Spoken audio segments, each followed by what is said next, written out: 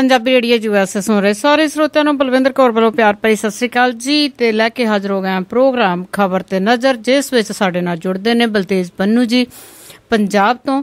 ਦੱਸਦੇ ਨੇ ਜੀ ਪੰਜਾਬ ਦਾ ਹਾਲ ਚਾਲ ਕਿ ਉੱਥੇ ਕੀ ਕੁਛ ਚੱਲ ਰਿਹਾ ਆ। ਤੇ ਤੁਸੀਂ ਜੀ ਪੰਜਾਬੀ ਰੇਡੀਓ US ਨੂੰ ਸੁਣ ਸਕਦੇ ਆ ਰੇਡੀਓ ਸੈਟ ਤੇ, ਨੈਟ ਤੇ, ਫੋਨ ਤੇ। ਰੇਡੀਓ ਸੈਟ ਤੇ ਸੁਣਨੇ ਲਈ ਤੁਸੀਂ ਕਾਲ ਕਰਕੇ ਪਤਾ ਕਰ ਸਕਦੇ ਆ ਰੇਡੀਓ ਸੈਟ ਆ ਜਿਹੜੇ ਉਹ ਕਿੱਥੇ ਕਿੱਥੇ ਚੱਲਦੇ ਆ। ਨੈਟ ਤੇ ਸੁਣਨੇ www.punjabiradiousa.com ਤੇ ਤੁਸੀਂ ਫੋਨ ਦੇ ਉੱਤੇ ਵੀ ਸੁਣ ਸਕਦੇ ਆ ਜੀ। Phone number 832 551 5029 8325515029। ਦੂਸਰਾ ਫੋਨ ਨੰਬਰ 6054756868। ਯੂਕੇ ਦੇ ਵਿੱਚ ਲੋਕਲੀ ਸੁਣਨਾ ਹੋਵੇ ਤਾਂ 3300101100। ਜਰਮਨੀ ਦੇ ਲਈ 5118090441। ਇਹਨਾਂ ਨੰਬਰਾਂ ਤੇ ਡਾਇਲ ਕਰਕੇ ਤੁਸੀਂ ਪੰਜਾਬੀ ਰੇਡੀਓ US ਨੂੰ ਸੁਣ ਸਕਦੇ ਆ ਜੀ। ਤੇ ਹੁਣ ਆਪਾਂ ਜੀ ਗੱਲਬਾਤ ਕਰਾਂਗੇ ਬਲਤੇਜ ਪੰਨੂ ਹੋਰਾਂ ਦੇ ਨਾਲ ਜੋ ਸਾਡੇ ਨਾਲ ਜੁੜ ਚੁੱਕੇ ਨੇ ਪੰਜਾਬ ਤੋਂ। ਬਲਤੇਜ ਪੰਨੂ ਜੀ ਸਤਿ ਸ੍ਰੀ ਅਕਾਲ ਜੀ, ਸਵਾਗਤ ਹੈ ਪੰਜਾਬੀ ਰੇਡੀਓ US ਤੇ। ਸਤਿ ਸ੍ਰੀ ਅਕਾਲ ਜੀ, ਧੰਨਵਾਦ ਜੀ, ਮਿਹਰਬਾਨੀ ਜੀ। ਬਲਤੇਜ ਪੰਨੂ ਜੀ, ਜਿਵੇਂ ਪੰਜਾਬ ਦੇ ਵਿੱਚ ਇਲੈਕਸ਼ਨਾਂ ਹੋ ਕੇ ਹਟੀਆਂ ਆ ਤੇ ਉਸ ਤੋਂ ਬਾਅਦ ਜਿਹੜਾ ਸਾਰਾ ਕੁਛ ਜਿਹੜਾ ਸਮੇਟ ਹੋ ਗਿਆ ਆ, ਪਰ ਅਜੇ ਵੀ ਜਿਹੜਾ ਸਰਕਾਰ ਬਣਨੀ ਬਾਕੀ ਆ ਉਸ ਤੇ ਵੀ ਗੱਲਬਾਤ ਕਰਾਂਗੇ। ਤੇ ਪਰ ਆਪਾਂ ਪੰਜਾਬ ਤੋਂ ਹੀ ਸ਼ੁਰੂ ਕਰਦੇ ਆ ਕਿ ਪੰਜਾਬ ਦੇ ਵਿੱਚ ਜਿਵੇਂ ਅਕਾਲੀ ਦਲ ਤੇ ਨਵਜੋਤ ਸਿੱਧੂ ਹੋਏ ਬੜੇ ਆਪਣੇ ਇੱਕ ਦੂਸਰੇ ਨੂੰ ਮਿਹਣ ਕਮਿਹਣ ਦੇ ਰਹੇ ਆ, ਇੱਕ ਦੂਜੇ ਦੇ ਬੜਾ ਖੁੱਲ ਕੇ ਸਾਹਮਣੇ ਆ ਰਹੇ ਆ। ਇਹਦੇ ਪਿੱਛੇ ਕੀ ਗੱਲ ਹੈਗੀ ਆ ਕਿ ਜਿਹੜੀ ਇਹਨਾਂ ਦੀ ਭਾਈਵਾਲੀ ਸੀ ਇੱਥੋਂ ਟੁੱਟ ਗਈ ਆ? ਨਵਜੋਤ ਕੌਰ ਸਿੱਧੂ ਨੇ ਪਹਿਲਾਂ ਇਹ ਮੋਰਚਾ ਜਿਹੜਾ ਖੋਲਣਾ ਹੀ ਸੀਗਾ, ਐਕਸਪੈਕਟਡ ਸੀਗਾ। ਉਹਨੇ ਇਹ ਗੱਲ ਕਹੀ ਸੀ ਕਿ ਬਿਕਰਮ ਸਿੰਘ ਮਜੀਠੀਆ ਹੋਰੀ ਇੰਚਾਰਜ ਬਣਾਏ ਅੰਮ੍ਰਿਤਸਰ ਲੋਕ ਸਭਾ ਹਲਕੇ ਦੇ, ਉਹਨਾਂ ਨੂੰ ਅਸਤੀਫਾ ਜਿਹੜਾ ਦੇਣਾ ਚਾਹੀਦਾ ਕਿਉਂਕਿ ਅਰੁਣ ਜੇਤਲੀ ਉੱਥੋਂ ਬੁਰੀ ਤਰ੍ਹਾਂ ਹਾਰੇ ਨੇ। ਫਿਰ ਉੱਥੋਂ ਦੇ ਜਿਹੜੇ ਲੋਕਲ ਅਕਾਲੀ ਨੇ ਉਹਨਾਂ ਨੇ ਇਹ ਗੱਲ ਆਖੀ, 4-5 ਨੇ ਇਕੱਠੇ ਹੋ ਕੇ, ਬਿਕਰਮਜੀਤ ਸਿੰਘ ਮਜੀਠੀਆ ਹੋਰੀ ਇੱਕ ਸੱਚੇ ਸੁੱਚੇ ਲੀਡਰ ਨੇ, ਉਹਨਾਂ ਦੇ ਉੱਤੇ ਤੋਹਮਤ ਲਾਉਣੀ ਬੀਬੀ ਨੂੰ ਸ਼ੋਭਦੀ ਨਹੀਂ। ਉਹਨਾਂ ਨੇ ਕਿਹਾ ਕਿ ਪਹਿਲਾਂ ਨਵਜੋਤ ਕੌਰ ਸਿੱਧੂ ਜਵਾਬ ਦੇਵੇ ਕਿ ਉਹਨਾਂ ਦੇ ਹਲਕੇ ਦੇ ਵਿੱਚੋਂ ਜੇਤਲੀ ਸਾਹਿਬ 32,000 ਵੋਟਾਂ ਦੇ ਨਾਲ ਕਿਉਂ ਹਾਰੇ ਨੇ। ਹਾਰੇ ਤਾਂ ਸਾਰਿਆਂ ਦੇ ਹਲਕਿਆਂ ਤੋਂ ਨੇ ਉਹ। ਹੁਣ ਜਿਹੜਾ ਜੀ ਨਵਜੋਤ ਕੌਰ ਸਿੱਧੂ ਨੇ ਕਿਹਾ ਫਿਰ ਇੱਕ ਵਾਰੀ ਕਿ ਬਾਕੀਆਂ ਤੋਂ ਵੀ ਹਾਰੇ ਨੇ। ਉਹਨਾਂ ਨੇ ਕਿਹਾ ਕਿ ਨਾ ਤਾਂ ਮੈਨੂੰ ਕਿਸੇ ਮੀਟਿੰਗ 'ਚ ਸੱਦਿਆ ਗਿਆ, ਇਹ ਆਖਿਆ ਗਿਆ ਸੀ ਕਿ ਮੈਂ ਆਪਣੀ ਜ਼ੁਬਾਨ ਬੰਦ ਰੱਖਾਂ। ਉਹ ਕਹਿੰਦੇ ਕਿ ਹੁਣ ਨਤੀਜਿਆਂ ਤੋਂ ਬਾਅਦ ਮੈਂ ਆਪਣੀ ਜ਼ੁਬਾਨ ਜਿਹੜੀ ਆ ਖੋਲੀ ਆ, ਡਿਊਰਿੰਗ ਇਲੈਕਸ਼ਨ ਆਪਣੀ ਜ਼ੁਬਾਨ ਜਿਹੜੀ ਨਹੀਂ ਖੋਲੀ। ਉਹਨਾਂ ਨੇ ਇਹ ਵੀ ਕਿਹਾ ਕਿ ਜੇ ਉਹਨਾਂ ਨੂੰ ਪਾਰਲੀਮਾਨੀ ਸੈਕਟਰੀ ਦੇ ਅਹੁਦੇ ਤੋਂ ਹਟਾਇਆ ਗਿਆ ਤਾਂ ਉਹ ਭਾਰਤੀ ਜਨਤਾ ਪਾਰਟੀ ਤੋਂ ਵੀ ਅਸਤੀਫਾ ਦੇ ਦੇਣਗੇ। ਉਹਨਾਂ ਨੇ ਇਹ ਵੀ ਕਿਹਾ ਕਿ ਅੰਮ੍ਰਿਤਸਰ ਦੀ ਡਿਵੈਲਪਮੈਂਟ ਦੇ ਵਾਸਤੇ ਜੇ ਉਹਨਾਂ ਨੂੰ ਕੈਪਟਨ ਅਮਰਿੰਦਰ ਸਿੰਘ ਜਾਂ ਆਮ ਆਦਮੀ ਪਾਰਟੀ ਦੇ ਉਮੀਦਵਾਰ ਡਾਕਟਰ ਦਲਜੀਤ ਸਿੰਘ ਵਾਲਾ ਤੱਕ ਅਪਰੋਚ ਕਰਨੀ ਪੈਂਦੀ ਆ, ਉਹ ਤਾਂ ਵੀ ਕਰਨਗੇ। ਉਹ ਕਿਸੇ ਕੋਲੇ ਵੀ ਜਾਣ ਨੂੰ ਜਿਹੜਾ ਤਿਆਰ ਨੇ। ਸਿੱਧਮ ਸਿੱਧੀ ਅਸਤੀਫੇ ਦੀ ਧਮਕੀ ਦੇਣ ਤੋਂ ਬਾਅਦ ਦੇਖਦੇ ਆ ਅਕਾਲੀ ਲੀਡਰਾਂ ਦਾ ਹੁਣ ਪੈਂਤੜਾ ਕੀ ਹੁੰਦਾ। ਹਾਂ ਜੀ, ਤੇ ਅਗਲੀ ਗੱਲ ਕਰੀਏ ਜਿਵੇਂ ਪੰਜਾਬ ਦੇ ਵਿੱਚ ਹੁਣ ਗਰਮੀ ਵੀ ਵੱਧ ਗਈ ਹੋਣੀ ਆ ਤੇ ਜਿਹੜੀ ਆਪਾਂ ਬਹੁਤ ਦੇਰ ਤੋਂ ਗੱਲ ਸੁਣਦੇ ਆ ਕਿ ਬਿਜਲੀ ਸਰਪਲਸ, ਤੇ ਉਸ ਦਾ ਕੀ ਹਾਲ ਚਾਲ ਆ? ਬਿਜਲੀ ਸਰਪਲਸ ਹੈ ਜੀ ਅਜੇ ਵੀ ਕਾਗਜ਼ਾਂ 'ਚ, ਪਰ ਉਹਦੇ ਜਿਹੜੇ ਵੱਡੇ ਕੱਟ ਨੇ ਉਹ ਲੱਗਣੇ ਸ਼ੁਰੂ ਹੋ ਗਏ ਨੇ ਜੀ ਥਾਂ ਥਾਈਂ। ਪਹਿਲਾਂ ਥੋੜੇ ਸਨ, ਹੁਣ ਕੁਝ ਜ਼ਿਆਦਾ ਹੋ ਗਏ ਜੀ।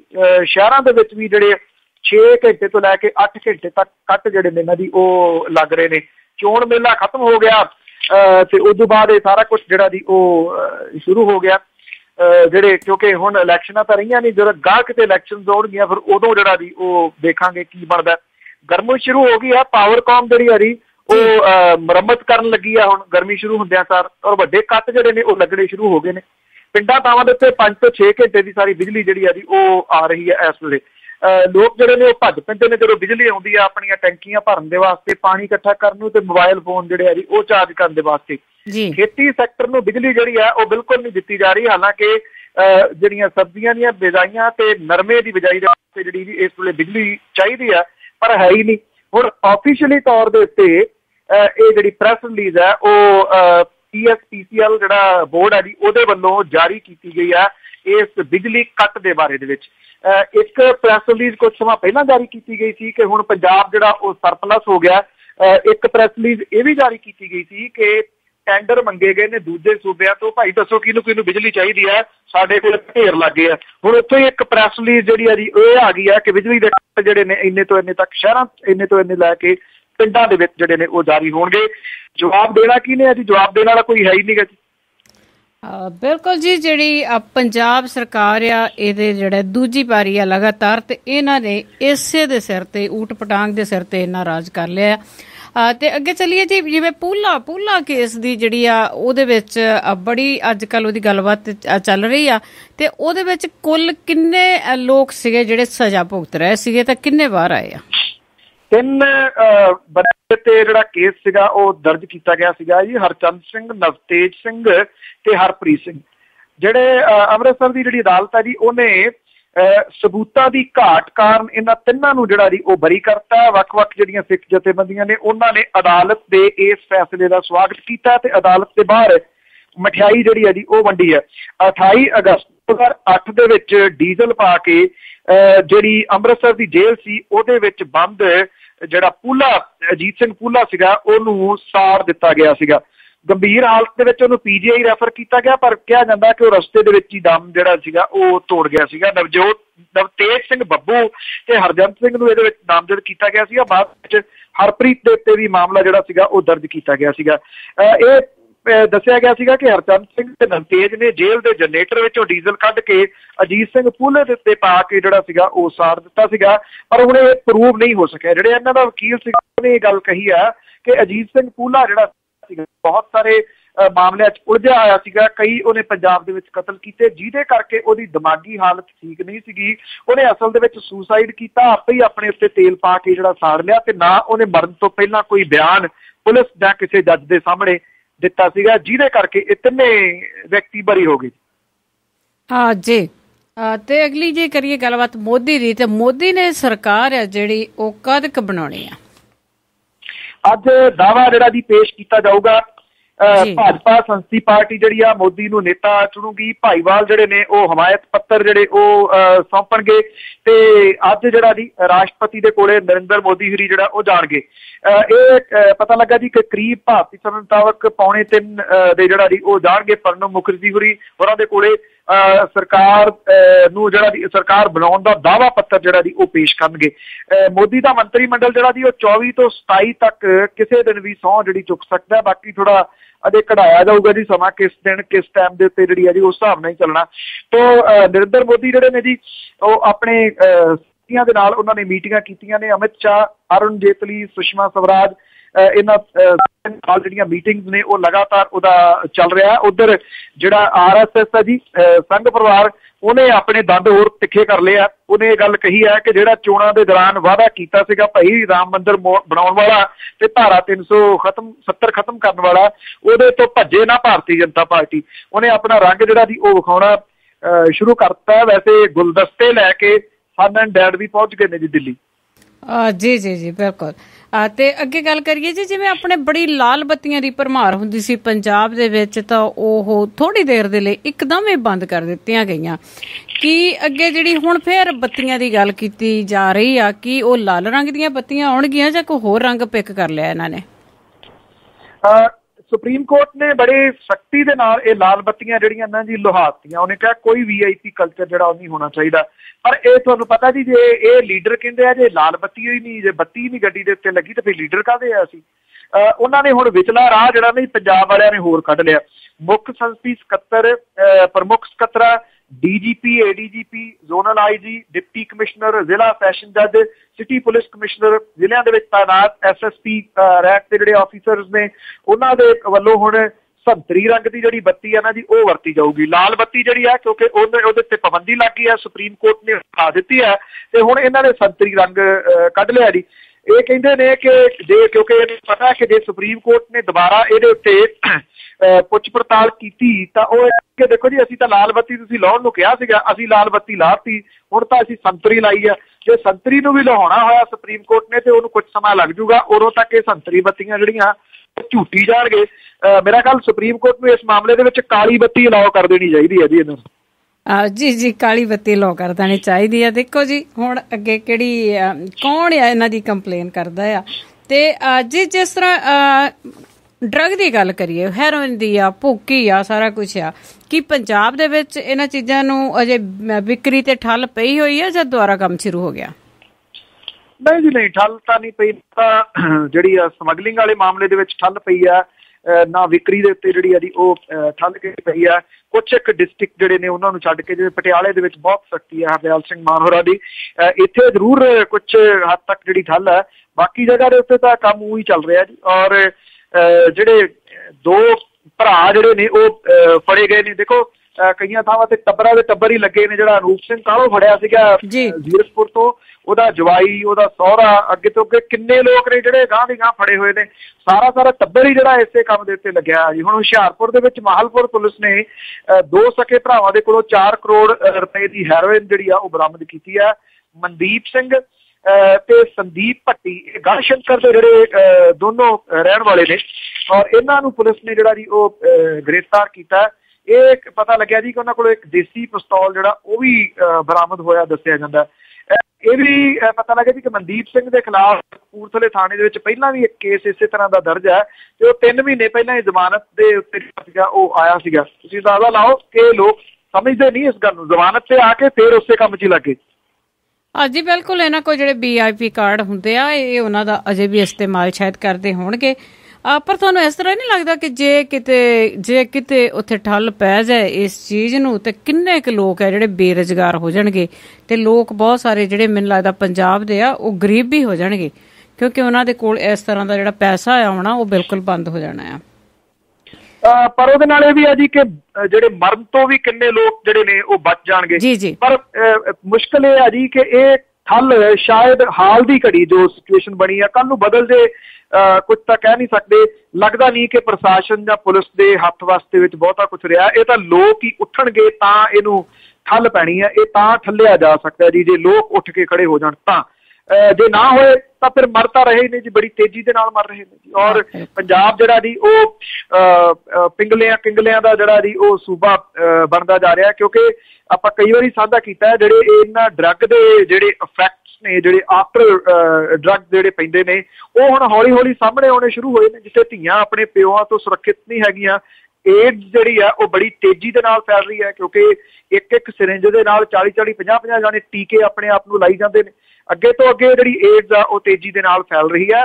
ਇਹਨਾਂ ਚੀਜ਼ਾਂ ਵੱਲ ਕੋਈ ਜਿਹੜਾ ਜੀ ਉਹ ਧਿਆਨ ਨਹੀਂ ਦੇ ਰਿਹਾ। ਤੁਸੀਂ ਮਾਝੇ ਵਾਲੇ ਖੇਤਰ ਦੇ ਵਿੱਚ ਜਾਓ, ਗਰੀਬੀ ਤਾਂ ਛੱਡੋ ਜੀ, ਉੱਥੇ ਰਿਹਾ ਹੀ ਕੱਖ ਨਹੀਂ। ਇੱਕ ਪੱਗ ਜਿਹੜੀ ਚਿੱਟੀ ਆ ਉਹ ਕਿਤੇ ਕਿਤੇ ਤੁਰਦੀ ਦੀਦੀ ਹੈ 2-2 ਕਨਾਲਾਂ ਦੀਆਂ ਕੋਠੀਆਂ ਦੇ ਵਿੱਚ, ਨਹੀਂ ਤਾਂ ਖਾਲੀ ਪਈਆਂ ਜੀ ਕੋਠੀਆਂ। ਕੁਝ ਜਿਹੜੇ ਪਿੰਡ ਨੇ ਉਹਨਾਂ ਦੇ ਘਰਾਂ ਦੇ ਵਿੱਚ ਔਰਤਾਂ ਹੀ ਵਿਚਾਰੀਆਂ ਬੈਠੀਆਂ ਨੇ, ਮਰਦ ਰਹੇ ਹੀ ਨਹੀਂ। ਅਸੀਂ ਤਾਂ ਇੱਕ ਮਕਬੂਲਪੁਰਾ ਦੀ ਗੱਲ ਕਰਦੇ ਆ, ਹਰ ਪਿੰਡ ਦੇ ਵਿੱਚ ਹਰ ਜਿਹੜੀ ਕੋਠੀ ਆ ਉਹ ਮਕਬੂਲਪੁਰਾ ਬਣੀ ਪਈ ਹੈ। ਤੇ ਕੀ ਪੰਜਾਬ ਦਾ ਇਹ ਵਿਕਾਸ ਆ ਜਿਹੜਾ ਅਸੀਂ ਪੇਸ਼ ਕਰਦੇ ਕਿ ਪੰਜਾਬ ਦਾ ਜਿਹੜਾ ਵਿਕਾਸ ਆ ਬਹੁਤ ਜ਼ਿਆਦਾ ਹੋ ਗਿਆ ਹੈ, ਖੁਸ਼ਹਾਲੀ ਆ ਪੰਜਾਬ ਦੇ ਵਿੱਚ। ਇਹ ਜਦੋਂ ਵੀ ਤੁਸੀਂ ਜੀ ਸਰੋਤਿਓ ਪੰਜਾਬ ਦੇ ਵਿੱਚ ਜਾਂਦੇ ਆ ਤੇ ਇਹੋ ਜਿਹੀਆਂ ਚੀਜ਼ਾਂ ਨੂੰ ਜ਼ਰੂਰ ਦੇਖਿਆ ਕਰੋ, ਪੁੱਛ ਕੇ ਜਾਇਆ ਕਰੋ ਕਿ ਕਿੱਧਰ ਇਹੋ ਜਿਹੇ ਹਾਲਾਤ ਆ। ਅਤੇ ਜੇ ਅੱਗੇ ਗੱਲਬਾਤ ਕਰੀਏ ਭੋਲੇ ਦੀ, ਤੇ ਭੋਲੇ ਦਾ ਜਿਹੜਾ ਕੇਸ ਆ ਉਹ ਕਿੱਥੇ ਕੱਪੜਿਆ? ਡਰੱਗ ਤਸਕਰੀ ਵਾਲੇ ਮਾਮਲੇ ਦੇ ਉੱਤੇ ਉਹਦੇ ਦੋਸ਼ ਜਿਹੜੇ ਸੀਗੇ ਉਹ ਤੈਅ ਹੋਣੇ ਸੀਗੇ।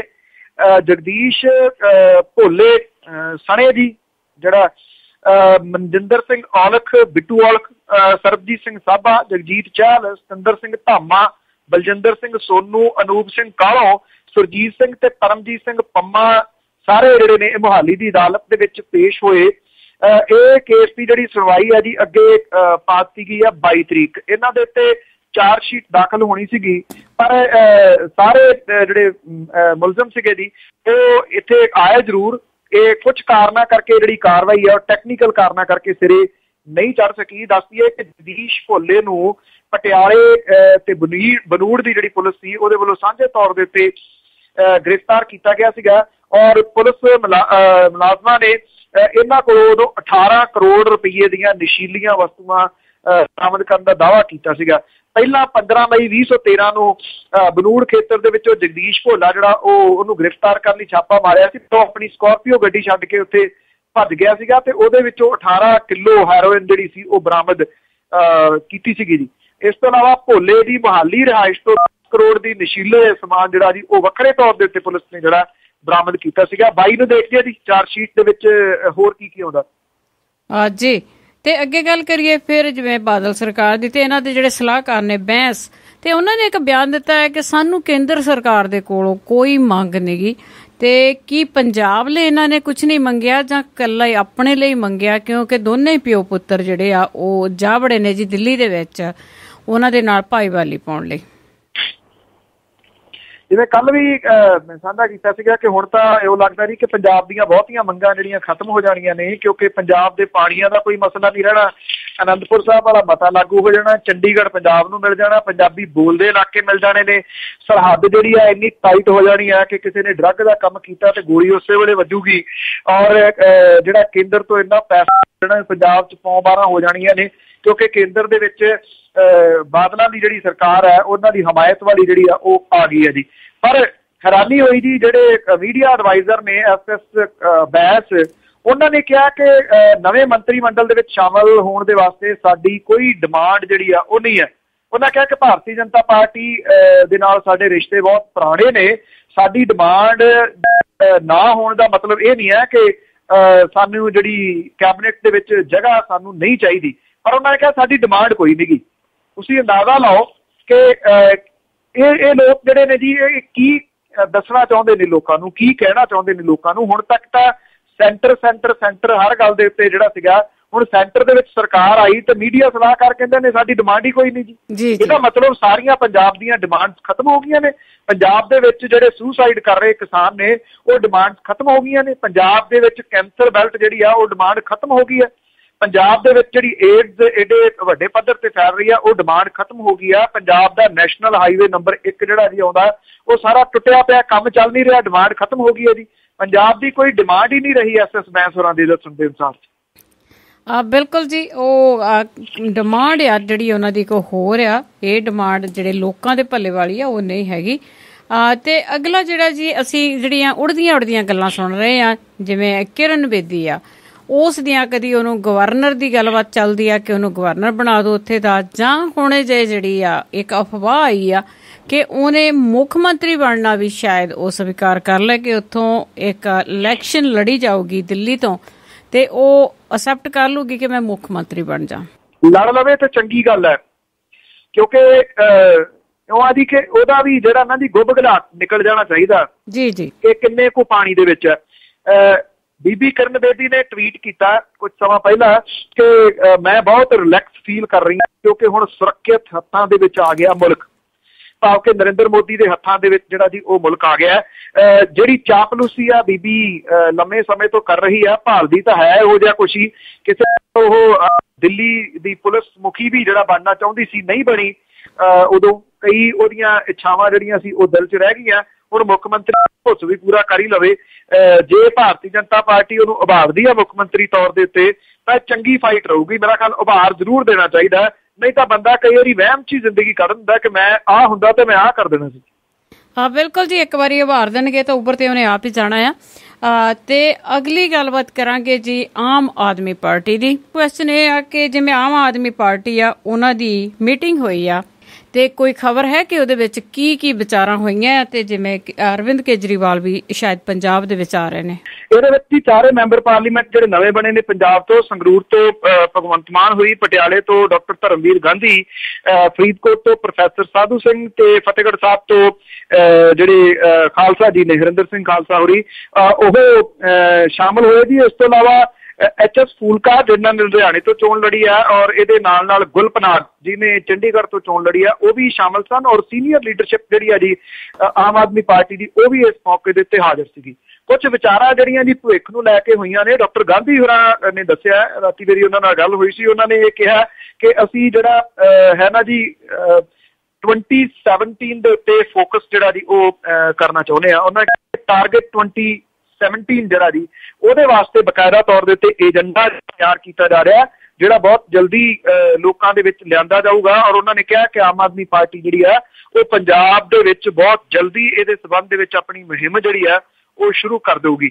ਇਹ ਵੀ ਪਤਾ ਲੱਗਿਆ ਕਿ ਜਿਹੜਾ ਧੰਨਵਾਦੀ ਦੌਰਾ ਹੈ ਇਹਨਾਂ ਮੈਂਬਰ ਪਾਰਲੀਮੈਂਟ ਦਾ, ਉਹਦੀ ਸ਼ੁਰੂਆਤ ਦੇ ਵਾਸਤੇ ਅਰਵਿੰਦ ਕੇਜਰੀਵਾਲ ਹੋਰੀ ਇੱਥੇ ਪੰਜਾਬ ਆ ਰਹੇ ਨੇ। ਉਹ ਪਟਿਆਲਾ, ਸੰਗਰੂਰ, ਫਰੀਦਕੋਟ, ਫਤਿਹਗੜ੍ਹ ਸਾਹਿਬ ਦੇ ਵਿੱਚ ਜਾਣਗੇ। ਅੰਮ੍ਰਿਤਸਰ ਦਰਬਾਰ ਸਾਹਿਬ ਵੀ ਉਹ ਮੱਥਾ ਜਿਹੜਾ ਜੀ ਉਹ ਟੇਕਣ ਦੇ ਵਾਸਤੇ ਜਾਣਗੇ। ਜਦੋਂ ਇਹ ਪ੍ਰੋਗਰਾਮ ਬਣਦਾ ਜੀ ਫਿਰ ਤੁਹਾਨੂੰ ਦੱਸੂਗਾ ਜੀ ਕਿ ਕੀ ਬਣ ਰਿਹਾ, ਪਰ ਇਹ ਤਕਰੀਬਨ ਕਨਫਰਮ ਹੈ ਜੀ ਕਿ ਅਰਵਿੰਦ ਕੇਜਰੀਵਾਲ ਹੋਰੀ ਪੰਜਾਬ ਦੇ ਵਿੱਚ ਜਲਦੀ ਆਉਣਗੇ।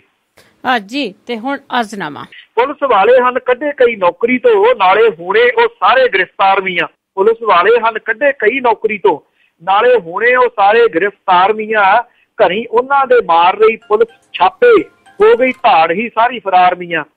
ਜਿਹਦੇ ਮੋਢੇ ਦੇ ਉੱਪਰ ਸਨ 3 ਤਾਰੇ, ਬਣਿਆ ਧਾੜ ਦਾ ਉਹ ਸਰਦਾਰ ਮੀਆਂ। ਹਸਪਤਾਲ ਦੇ ਵਿੱਚੋਂ ਲਿਆ ਚੁੱਕ ਬੰਦਾ, ਕਹੇ ਕਿਸੇ ਦੇ ਦਿੱਤਾ ਫਿਰ ਵਾਰ ਮੀਆਂ। ਵਰਦੀ ਪਾਈ ਸੀ ਅਮਨ ਕਾਨੂੰਨ ਖਾਤਰ, ਅੱਗ ਧਾੜ ਇਹ ਅਮਨ ਨੂੰ ਲਾਈ ਜਾਂਦੀ। ਵਰਦੀ ਪਾਈ ਸੀ ਅਮਨ ਕਾਨੂੰਨ ਖਾਤਰ, ਅੱਗ ਧਾੜ ਇਹ ਅਮਨ ਨੂੰ ਲਾਈ ਜਾਂਦੀ। ਬਣ ਗਈ ਟੋਲਾ ਸੁਪਾਰੀ ਦੇ ਕਾਤਲਾਂ ਦਾ, ਪੈਸਾ ਫੜਦੀ ਤੇ ਬੰਦਾ ਝਟਕਾਈ ਜਾਂਦੀ। ਥੈਂਕ ਯੂ ਜੀ।